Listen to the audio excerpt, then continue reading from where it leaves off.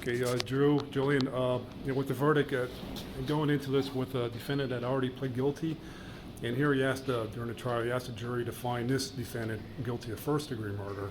I mean, how difficult was that? Listen, every case, especially a murder case, has its challenges, but obviously we knew going into this that they were going to attack the credibility of our witnesses, particularly, Charles Bierly, who pled guilty to the actual murder of Judith Comisky. But it's something we were prepared for and ready for. But from day one, we never believed that Charles Bierly was the sole actor here, that he was acting alone as some sort of lone wolf. From the very beginning, we built a case around what happened, which showed that James Alberto wanted Judith Comisky dead because he wrongfully believed that she was a rat. So, and that she was snitching on James Alberto. So all the evidence that we collected, down to the cell phone evidence, the GPS location data, video surveillance, all of the evidence and all the witnesses all lined up and pointed, all roads led to James Hollywood Alberto. So that was the case from the very beginning, that we spent 2 years prosecuting. So we knew that it was going to be difficult, but these are the type of cases that we're confident that we'll continue to bring. Okay, Drew, can you say something about that? Detective Sinavage, I mean, his testimony today with the GPS tracking and mapping, I mean, how critical was that testimony and the evidence with the cell phones? It's hard to, put your finger on what exactly might tip the scale in favor of the Commonwealth's burden of proof, but no, it was very important, not just in terms of the courtroom, but also in our evaluation of the case all along. The video surveillance evidence, the digital evidence, the GPS location data, all of that helped us make determinations along the way that our witnesses were telling us the truth about what happened here. So it was important from the very beginning, that digital forensic evidence, which has less motive, an opportunity to lie or misdirect than human beings do. So at the end of the day, it was critical to us throughout the case, and I do believe it had a strong effect in the courtroom. Okay, and one question, I'll let Jim ask one. But with the passcode, with him having that PIN number for his Apple Watch and a passcode to the door lock, I mean, do you find that coincidental, or did he put the PIN in his Apple Watch as a reminder to get back into her house? I mean, who knows? I mean, everybody uses passwords that they're familiar with. It was his birthday, so if that helped him remember that passcode. But what made sense to us was that he lived at that residence and he had access to that house using that door.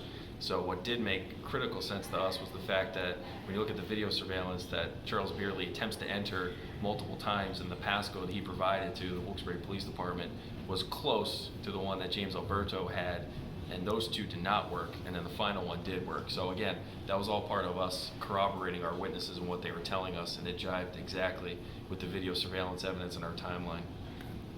All right, and I guess that kind of covered it, but just as far as it was just barely over an hour of deliberations for the jury. That's for a homicide case, that's pretty quick. What do you read into that?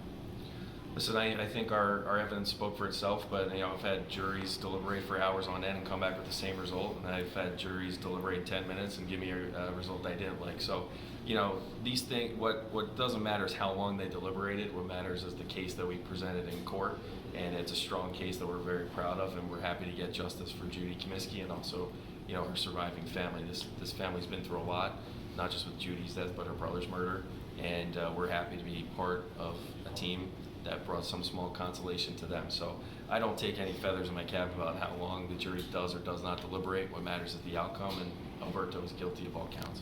Okay, Joe, can you also talk about Mr. Bierly's changing his story, at least the underlying reason, to going into Judy's house and killing her? I mean, it was the day after the trial started is when he told the truth. Correct. I mean, how devastating were you and the Wilkes-Barre police detectives?